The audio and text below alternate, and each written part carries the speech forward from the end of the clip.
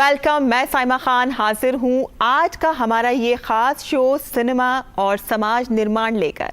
आज का हमारा ये शो हमारे दर्शकों को दूरदर्शन की कुछ पुरानी यादों से जोड़ने जा रहा है। जी हाँ, आज हमारे साथ स्टूडियो में एक बेहद खूबसूरत अभिनेत्री शिखा स्वरूप जी मौजूद हैं।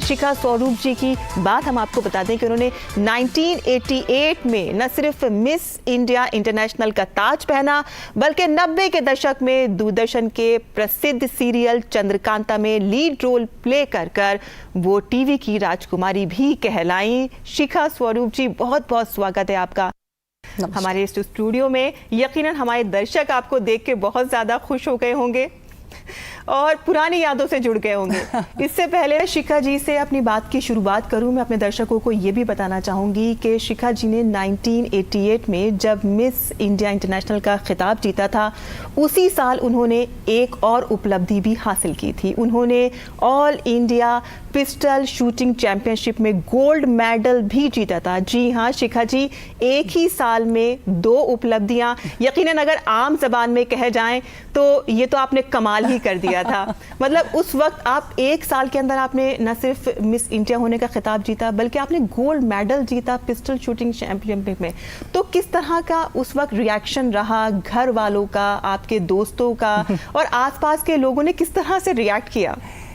अब ऐसे है कि जो दोस्त होते हैं, जो परिवार होता है, उनके लिए तो आप वही साधारण लड़की हो जो कि खेलती है, कूदती है और रोती है और उछलती है, नॉर्मल लड़की। लेकिन एक बार जब मैं मिस इंडिया बनी तो मेरे जितने भी दोस्त एंड सहेलियां सब लोग थे, उन लोगों ने सोचा कि हैं, like the reaction was what. For me also it was quite a surprise. In fact जब मैं मुंबई में, मतलब तब का बॉम्बे गई थी मिस दिल्ली बनकर, और वहाँ पर मैं स्टेज पर फाइनलिस्ट अनाउंस हो गई थी। अब फाइनलिस्ट हम लोग स्टेज के मतलब पीछे थे, विंग्स में थे, और जीनत अमान जी जो कि प्रेजेंट कर रही थी शो, उन्होंने अनाउंस किया and the miss India is, and रुक गई थोड़ा और उन्होंने कहा शिखा स्वरूप।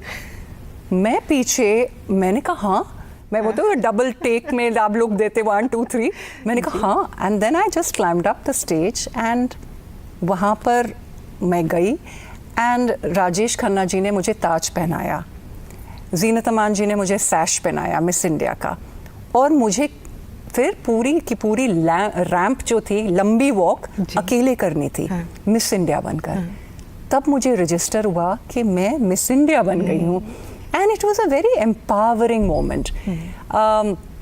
तो वो जो मोमेंट था वाकई में एक विस्मय था मेरे लिए। It was a big pleasant and beautiful surprise. And जहाँ तक बात रही पिस्टल शूटिंग की, वो तो एक और सरप्राइज था जी। मैं अपनी पढ़ाई के लिए, एग्ज़ाम्स होने वाले थे, फरवरी का महीना था और मुझे बड़ौदा जाना था शूटिंग के लिए। मम्मी मेरे साथ गई और मैं किताबों के बीच में पढ़ते पढ़ते जा रही थी, और वहाँ पहुँची तो मैंने देखा कि वहाँ पे पुलिस की जो एक्चुअली ऑफिसर्स हैं वो उसमें भाग ले रही थी। तो मैंने कहा मेरा तो चांस बनता नहीं है, लेकिन चलो जो है सो है। पूरा का पूरा अच्छे से ऑर्गेनाइज्ड, पूरा बड़ौदा की फायरिंग रेंज में, एंड मैंने अपना करा जैसे पिस्टल शूटिंग। यहाँ तुगलकाबाद रेंज दिल्ली में है, वहाँ पे प्रैक्टिस करती थी। एंड इट वाज ब्यूटीफुल कि मुझे पता लगा कि यू हैव वन।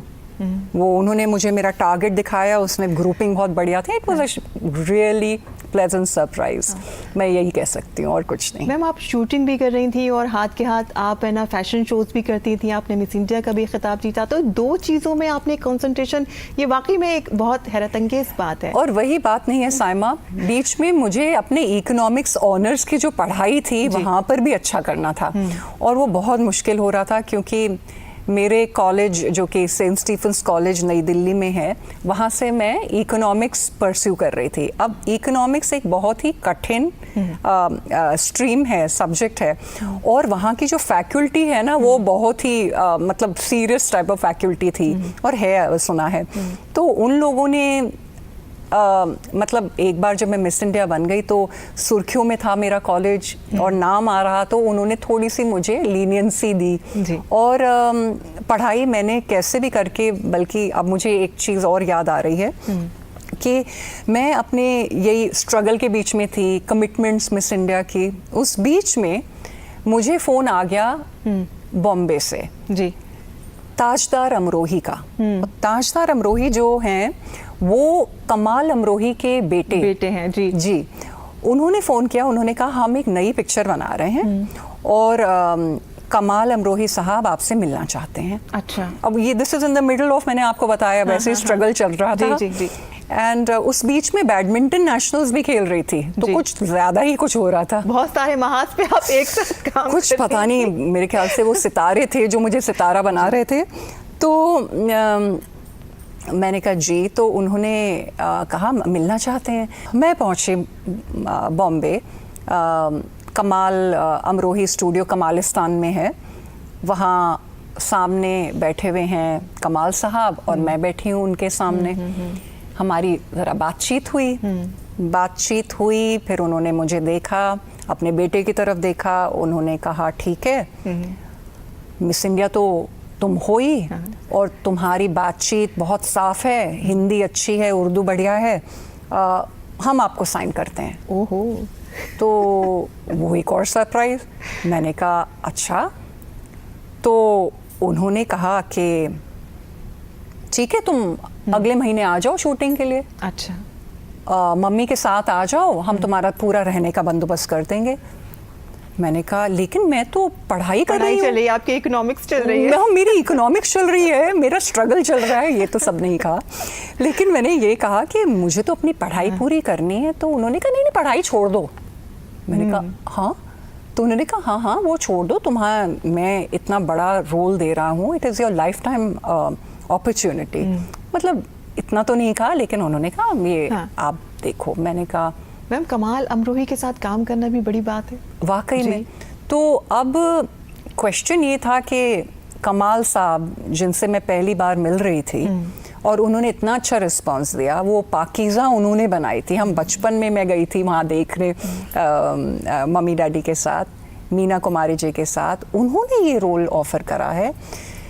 खैर मैं दिल्ली आ गई और दिल्ली में आके मैंने अपने फादर से डिस्कस किया। मैंने कहा डैडी आप बताइए, कि उन्होंने कहा कि देखो तुम सोचो तुम क्या करना चाहती हो, तुम्हारी पढ़ाई चल रही है and you have been a good student. मैं हमेशा से काफ़ी लगन और शिद्दत के साथ पढ़ाई करती थी एंड अच्छे नंबर भी लाती थी, पर ये स्ट्रगल चल रहा था। तो मैंने कहा ठीक है। अब मैंने सोचा अब कहाँ मेरा ख़ानदान फादर की तरफ सभी कलम के धनी हैं, तो सब ब्यूरोक्रेट्स हैं, तो कोई जो औरतें भी हैं, लड़कियां भी हैं, उन्होंने एमए करा है, पीएचडी, केमिस्ट्री ऑनर्स, मैथमेटिक्स, मतलब काफ़ी सब पढ़ाई लिखाई में हैं। मदर की साइड सब डॉक्टर्स, सर्जन्स। उसमें मूवी ज़रा मुझे भी अटपटा लग रहा था, और वो नहीं, मेन चीज़ थी कि छोड़ दो पढ़ाई, वो मुझे अटपटा लग रहा था। मैम आपको तब क्या फिल्मों में काम करने का या एक्टिंग का कोई शौक था क्या जिस टाइम? हाँ, अब आप मुझे एक और जगह ले जा रही हैं। ये जो प्लेटफॉर्म, ये जो स्टेज है, इस पे मैं दूसरी बार आ रही हूँ।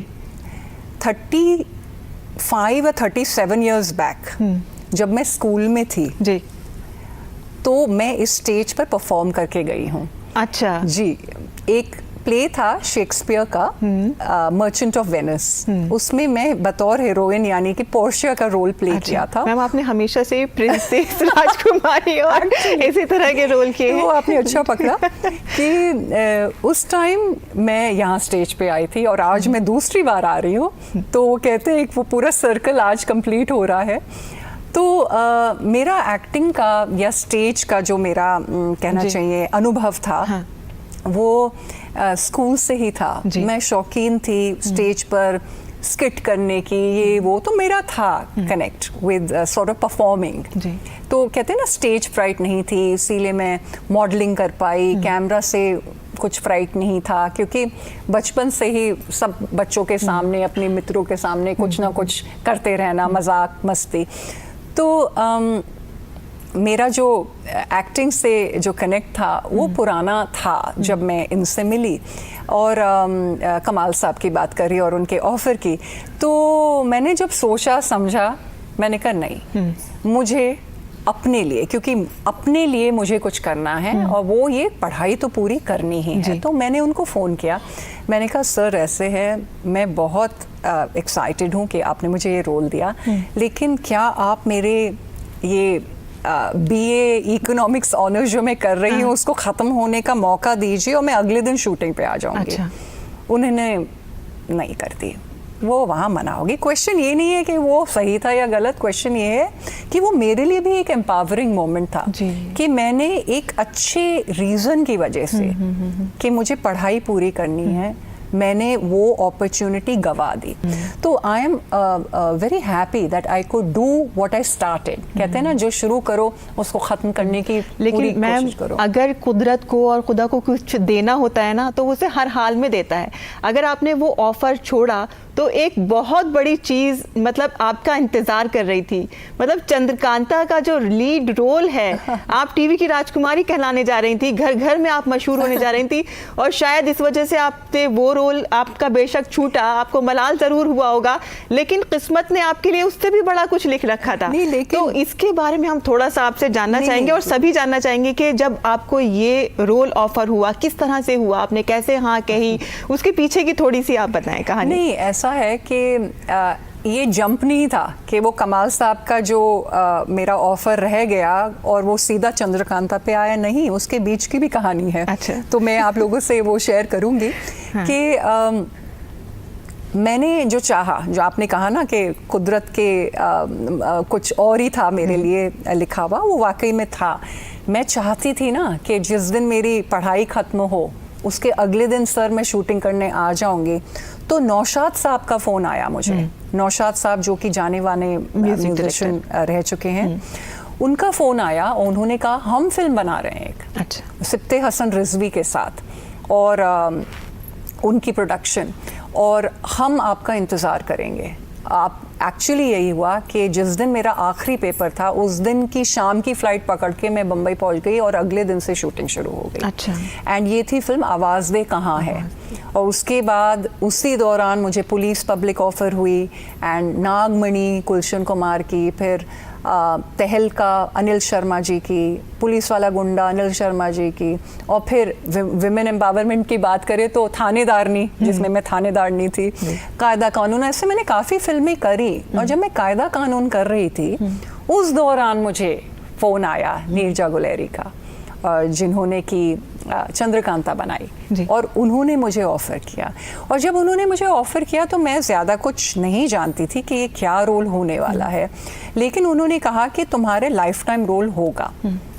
पर लेकिन सब अपने बच्चे को समझते हैं कि बेस्ट है, तो मैंने ज़्यादा तवज्जो नहीं दी, लेकिन उन्होंने कहा तुम पायलट तो शूट करो। जब मैंने पायलट शूट किया तो जो सेट थे वो स्वर्ग जैसे थे।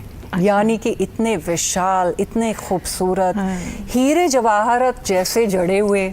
अगर मेरा बेड है तो उसमें पीकॉक्स हैं, मतलब मोर, कबूतर, आपके यहाँ पे भी एक कबूतर आप जो पहनती थी, वो आपकी ज्वेलरी, आपकी जो कॉस्ट्यूम्स थी, वो भी समझ लीजिए वो भी किलो किलो हिसाब से थी। बाप रे, मतलब हेड गियर एंड सब कुछ, ज्वेलरी।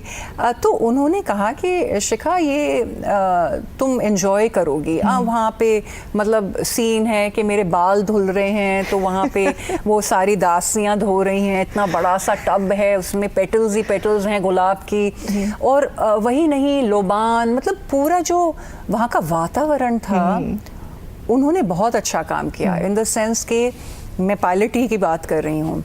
और जब हमने पायलट शूट कर लिया तो पायलट शूट करने के बाद मुझे लगा कि ये मेरा निर्णय सही है। क्योंकि पायलट जिस तरीके से उन्होंने शूट किया था, she was very emotionally involve with the subject and finally मैंने तो हाँ कर दी and then they got Shahbaz Khan for the role.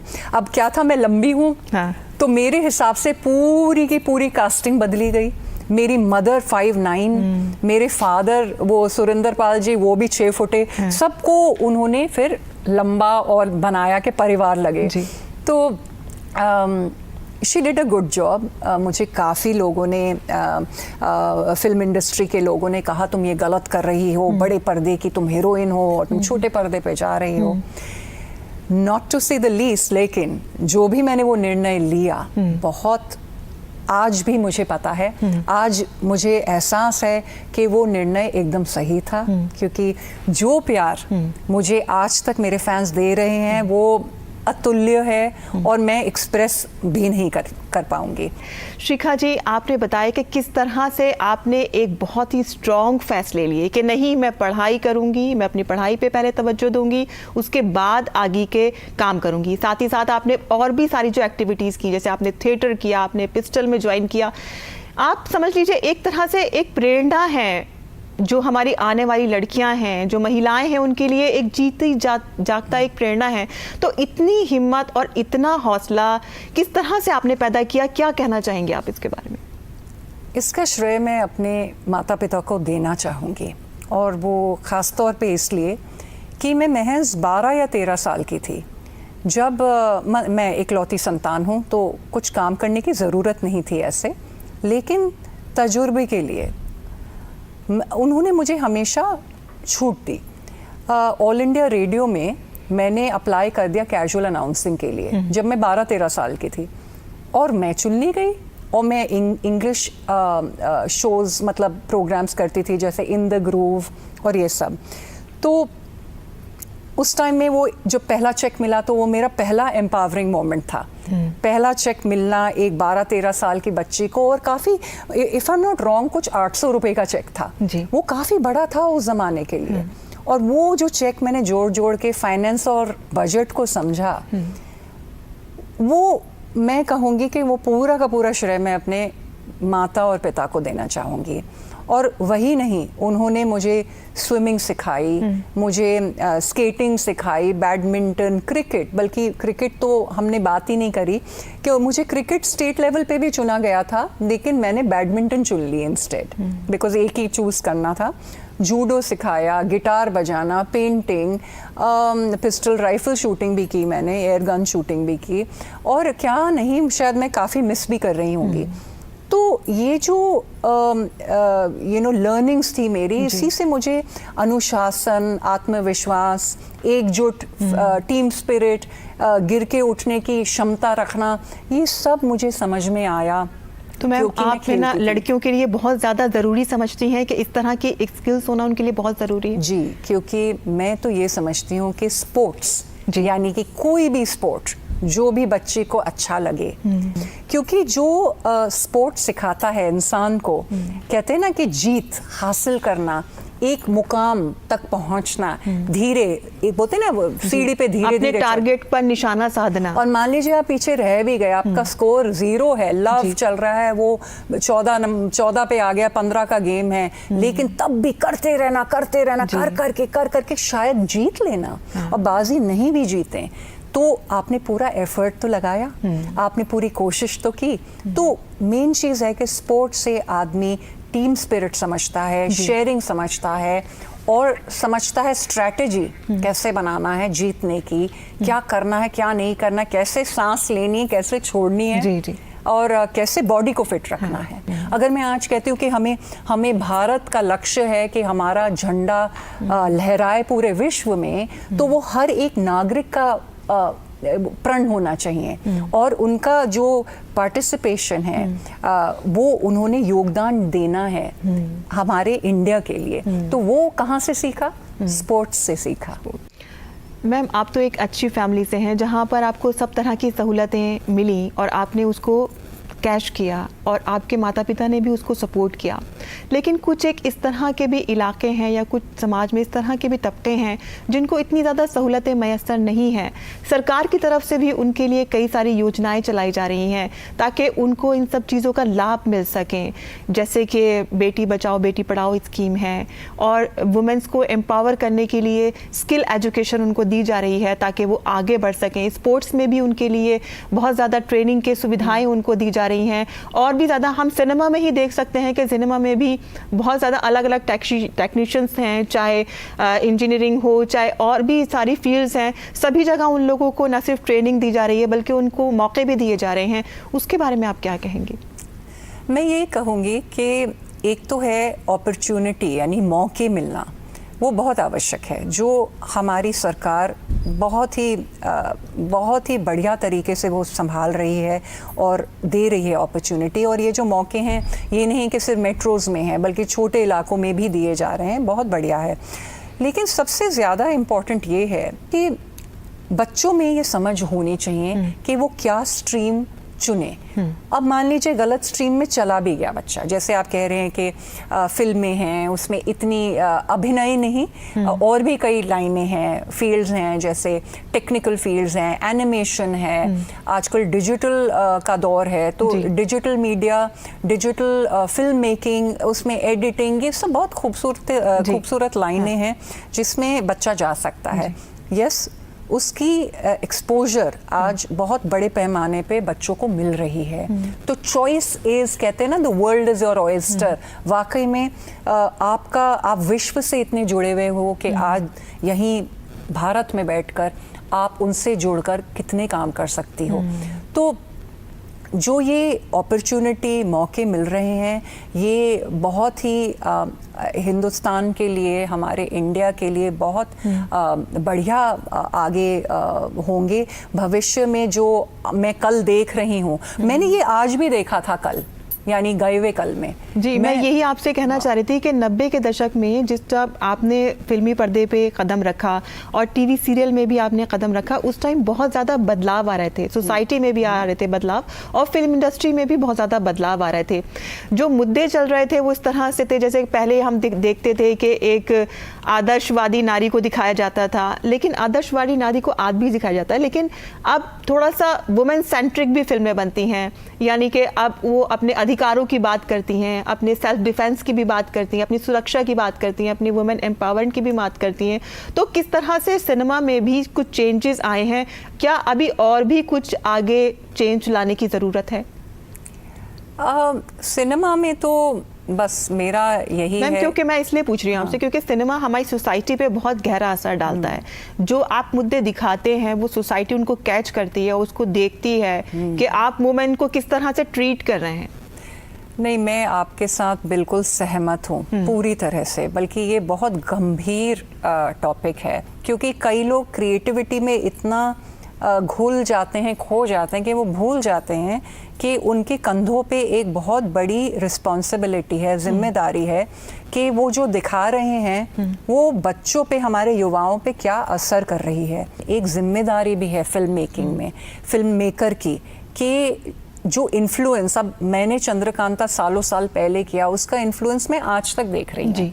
अच्छा है, मुझे अच्छा लगता है, पर मान लीजिए वो किसी ने इंसाफ का तराजू की, उसकी आज तक इन्फ्लुएंस चल रहा है। यही मैं आपसे जैसे पहले बहुत साहित्य पे बहुत ज्यादा जोर दिया जाता था, साहित्य से जुड़ी हुई कहानियां चलती थी, विक्रम बेताल आज तक याद है लोगों को, मुंगेरी लाल याद है, तो इस तरह की कहानियां बच्चों में एक सीख डालती थी। तो क्या उन चीजों की आपको कमी महसूस होती है? लगती है, मुझे कमी लगती है। और आजकल क्योंकि हम लोग आज भी अप्रिशिएट करते हैं, उसको याद रखते हैं उन अच्छी कहानियों को, क्योंकि हमारे अंदर एक अच्छाई है जी, जो कि आज भी वो जलती रहती है और वो याद करती है। लेकिन आजकल के जो फिल्म मेकर्स हैं ऐसी चीज़ें बनाते हैं कि वो देखकर आप भूल भी जाते हो और उसका शायद गलत असर होता है, वो आप जाके कुछ वैसा कुछ करके निकल भी जाते हो और आपको लगता है अरे उसने किया ना, एक्ट्रेस ने किया, हम भी कर रहे हैं, बिग डील, बल्कि अच्छा है, मॉडर्न है। तो ये संस्कार जो हैं वो थोड़े से डाइल्यूट हो रहे हैं, क्योंकि फिल्मों के जो सब्जेक्ट्स हैं मुझे भी कई अच्छे नहीं लगते हैं। जो चीज़ें दिखानी, जैसे मैंने कहा, नहीं चाहिए, थोड़ा सा एक जिम्मेदार होना होगा हमारे सिनेमा मेकर्स को। आई मीन सिनेमा जो बना रहे हैं, फिल्में बना रहे हैं, या फिर OTT प्लेटफॉर्म्स पे जो मुद्दे हैं। मुझे पता है कि OTT प्लेटफॉर्म्स में विदेशी कंटेंट भी है बहुत, और उसमें सब कुछ दिखाया जाता है, लेकिन हम लोगों को थोड़ा सा सीमित रहना चाहिए। कम से कम थोड़ा सा हमें जिम्मेदार बनना है, क्योंकि हमें इंडियन होने का, भारतीय होने का गर्व होना चाहिए। जो हमारी संस्कृति है, उसमें जो रूढ़िवादी है सोच, उसको हटाकर बदलाव लाकर ग्रेसफुली आगे बैठना है। मैं ये नहीं कह रही कि आप पश्चिमी पोशाक ना पहने, और मैं ये नहीं कह रही कि आप इंग्लिश में ना बात करें।